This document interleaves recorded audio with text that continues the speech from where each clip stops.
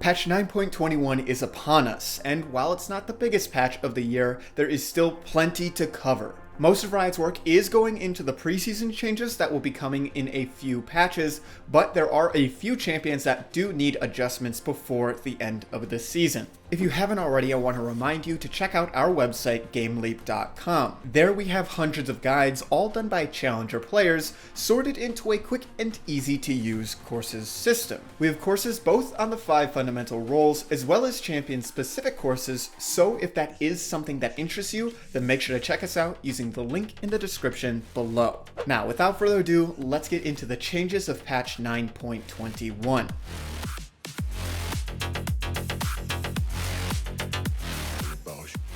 First up is Garen, a champion that you probably all saw coming. Garen is going to be dealing 4 less damage for each tick of his spin. Ultimately, these are some pretty teeny changes and they shouldn't really be noticeable, especially the later on into the game that you go. At level 1, even if you land every single tick of your spin, this is going to be the difference of less than an auto attack. The more AD and levels that you get, the less noticeable that this will be. Due to the massive buff that Garen got in 9.20, with all of the additional utility and the ability to use Conqueror, Garen is still going to be at that top spot for top laners. This nerf will in no way change that or make up for how large the buff was the previous patch. Kain is getting a very simple buff to his Q. His Q is going to be dealing 15 additional damage to champions at all ranks, and when he transforms into Rost, he's going to get an additional 0.05 total attack damage ratio on the ability. As a result, the bonus damage against monsters on his Q is going to be lowered to 15, so he still does the exact same amount of damage to monsters before he transforms. Since this doesn't touch his clear at all, and pre-transformation Kain is only looking to skirmish and get orbs, this won't be a very big change for Kain at all. Rost might be a slightly better pick against full tank teams, but these buffs don't really play to Kain's strengths, so they won't be making a huge difference. Kog'Maw is receiving additional base damage on his Q and his E. Right now, it doesn't feel great to cast his Q or his E because it means you need to stop moving and auto-attacking in order to cast, meaning you're going to miss out on DPS, or you're not going to be able to continue to reposition. Simply put, a small increase to the base damage on these abilities is not going to change the fact that Kog'Maw won't want to use them.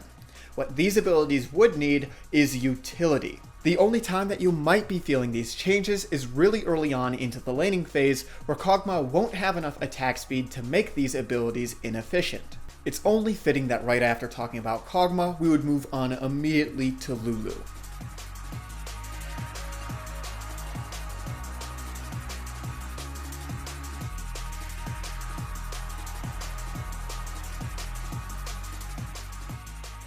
These champions are an iconic duo in the bot lane, and Lulu will also be receiving buffs this patch. Lulu's E is going to be buffed in both ways that the ability can be used. If you opt for shielding, the shield is going to be bigger, and if you opt for damage, it's going to be dealing a little bit more damage. These changes are going to kick in the more points that you have put into your E ability. So this gives you the opportunity to put more points into E early on, rather than just maxing your polymorph. With the changes being made to both Kog'Maw and Lulu, we might see Lulu Kog make a return for this end of season as a very potent bot lane duo. Lulu provides everything that Kog'Maw needs to grant him safety, making him one of the best hyper carries in the game when late game comes around. Maokai is receiving some quality of life changes in which his W is going to cost less mana while dealing more damage. On top of this, Maokai's ultimate will be rooting targets hit for 0.2 seconds longer. These are some pretty decent changes to Maokai, and they're a start to putting him back where he needs to be,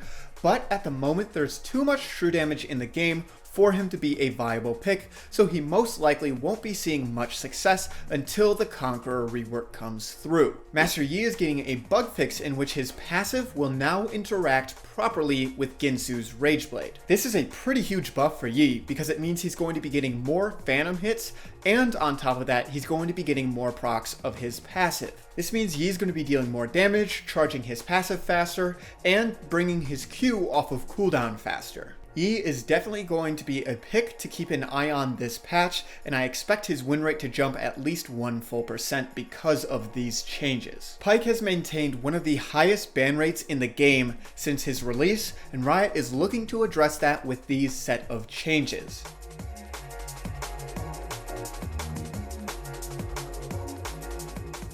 Right now, it's practically impossible to force Pyke out of lane due to his passive and the base HP that he has. As a result, Pyke will be getting 10 less health per level, and he will be getting a lot less gray health from trades. This will give you an opportunity to burst Pyke down if he makes a bad engage in the mid and late game, and if he makes a bad trade in the laning phase, you're actually going to be able to punish it because he won't be healing all of that health back right away. Pyke will still be just as snowbally as before, but there should be some opportunity to shut him down in the early game and capitalize on any mistakes that he makes in the mid to late game. Since the changes to Shaco last patch, he's been performing way too well across multiple different roles. Nerfs to his boxes will address how well he is performing in all roles and bring him down to a more acceptable power level. Jungle Shaco shouldn't be clearing 3 full camps before the enemy jungler is able to clear their second one anymore, and support Shaco shouldn't be getting so much free utility early on into the game anymore. There might have been better ways to address each individual role,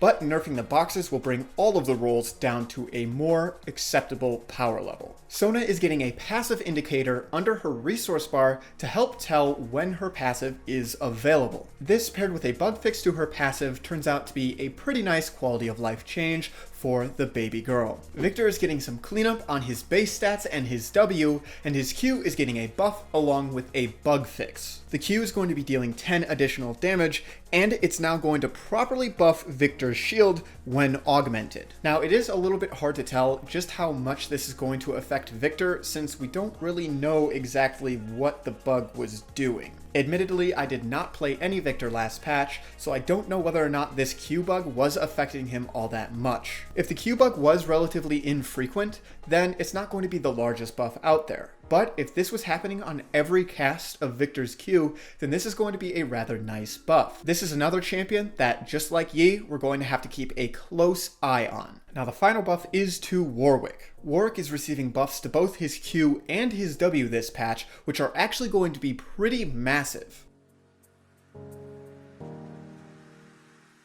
At level 1, Warwick's W is going to be giving him 20% additional bonus attack speed. That's almost the same as 2 full daggers at level 1. On top of this, at max rank, Warwick's Q is going to be dealing an additional 2% of the enemy's maximum health. Warwick's first clear is going to be a lot faster because of this, meaning he can start pressuring the map a lot sooner, and if he starts getting snowballed, he's going to be dealing a lot more damage in the late game, meaning he won't fall off nearly as hard. This also affects his ability to solo dragons early on into the game. Overall, these are some pretty massive changes for Warwick, so we should expect to see a lot more of him in the upcoming patch. Now, just a few last notes about this patch. In honor of League's 10-year anniversary, there are going to be a lot more free-to-play champions in the rotation. On top of this, later on into the patch, original URF is going to be released. This is going to be the same as regular URF, where you're not forced to play a random champion. You get to pick whatever champion you want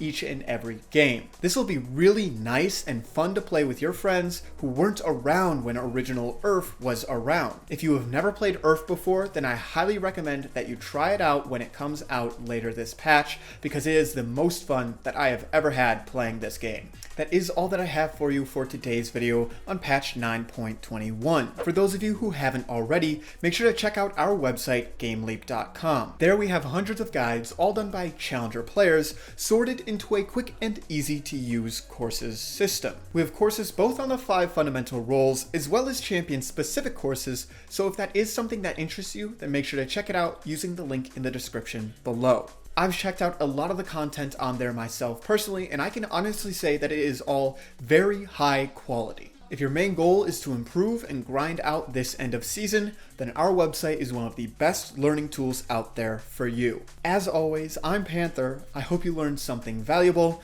and I will see you in the next one.